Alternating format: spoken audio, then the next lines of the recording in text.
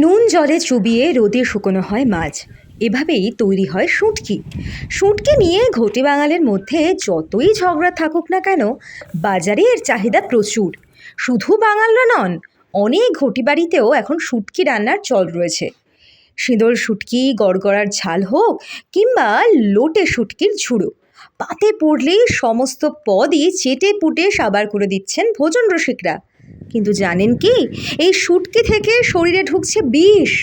ভাবছেন কিভাবে?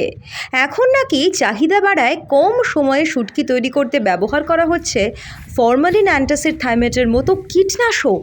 তাতে বিপদ বাড়ছে। ওই যখন আবহাওয়া খারাপ হয় তখন একটা ওষুধ ব্যবহার করতে হয়, যাতে ফরমালিন টরমালিন ব্যবহার হয়। ওর জন্য এই কীটনাশক ওষুধ ব্যবহার করতে হয়। কী কী ব্যবহার করেন? সবজি টবজিতে যে ওষুধ মারা হয় ওই ওষুধ ব্যবহার করা হয়। আপনি কি ফরমালিন ব্যবহার করেন? আমি বুঝলাম না। ফরমালিন জাতীয় কিছু ব্যবহার করেন? হ্যাঁ, ওই রকম ওই কীটনাশক আর কি। জুনপুট, এখানে মাঠের পর মাঠ জুড়ে শুকানো হয় শুঁটকি। উত্তরবঙ্গ সহ অসম, ত্রিপুরা, উত্তর পূর্বাঞ্চলে জুনপুটের শুঁটকির বিশেষ চাহিদা রয়েছে। দিনে দিনে চাহিদাও বাড়ছে, তাই সময় মতো যোগান দিতে মাছ শুকোতে ফরমালিন অ্যান্টাসিড থাইমেটের মতো কীটনাশক ব্যবহার করছেন অনেকেই। এতে দ্রুত প্রক্রিয়াজাত হয়ে যাচ্ছে মাছ।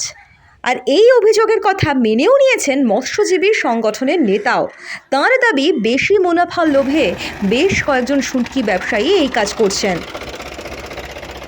বিষ প্রয়োগ করছে এবং যে বিষ ভীষণভাবে মারাত্মক, সেটা মেটাসিট হতে পারে, থাইরন হতে পারে বা অন্যান্য ওস্তাদ এই জাতীয়, এবং ফরমালিনও শোনা যায়। মুষ্টিমেয় কয়েকজন ব্যবসায়ী যাদের এই শুঁটকি মাছের এই উৎপাদন করতে গিয়ে সমগ্র শুঁটকি ইন্ডাস্ট্রিতে একটা বিরূপ প্রভাব পড়েছে। আমরা একজন দায়িত্বশীল সংগঠন হিসেবে, মৎস্যজীবীদের সংগঠন হিসেবে আমরা মৎস্য দপ্তর থেকে শুরু করে অন্যান্য প্রশাসনের অন্যান্য জায়গায় আমরা বারংবার জানিয়েছি, আমরা এই ক্ষেত্রে কোনো উদ্যোগ প্রশাসনের তরফ থেকে দেখতে পাই না।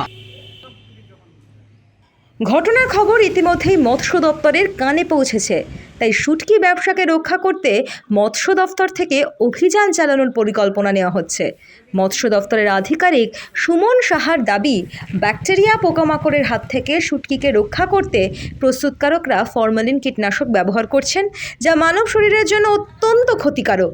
অভিযানে প্রমাণ পেলে তাদের বিরুদ্ধে কড়া ব্যবস্থা নেওয়া হবে। ঠিক আছে, আবার আমি এটার উপরে ইন্সপেকশন করছি।